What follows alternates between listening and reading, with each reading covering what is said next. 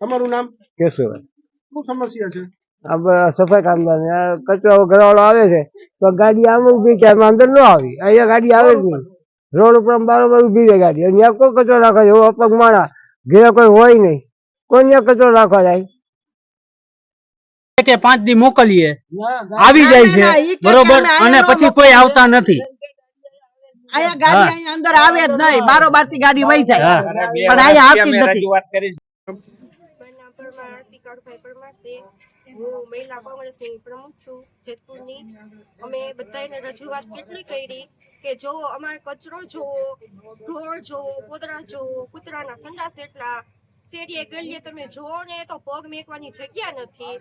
બધા મહિલા ધોવે છે તો એમ કે છે કે પાણી બહાર નહીં ઢોળવાનું, પાણી બહાર ન ઢોળે તો સાફ તો તમે કરવા આવતા નથી, સાફ કરવા આવતા નથી, વેરો ભરતા નથી. બધા કેમ નથી સાફ કરવા આવતા?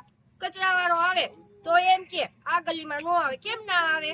તો મળતા તો બધા અવરી ગલી હોય તો એ ઘરી જાવ છો કે આમાં આપજો એમ મત, કેમ નથી આવતા? તમે આ બાબતે તમારા સુધરાઈ સભ્યને રજૂઆત કરેલી? રજૂઆત કરી છે, કોઈ આવતું જ નથી અને વારવાઈ કોઈ આવતું નથી.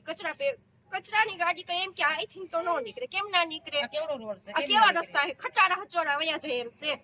તમે જોવો ગંદકી ગાળો તો જોવો છોકરા અત્યારે અમારા બધા બાજુ વાળા એટલા બીમાર પડ્યા છે ને કે વાત પૂછો માં.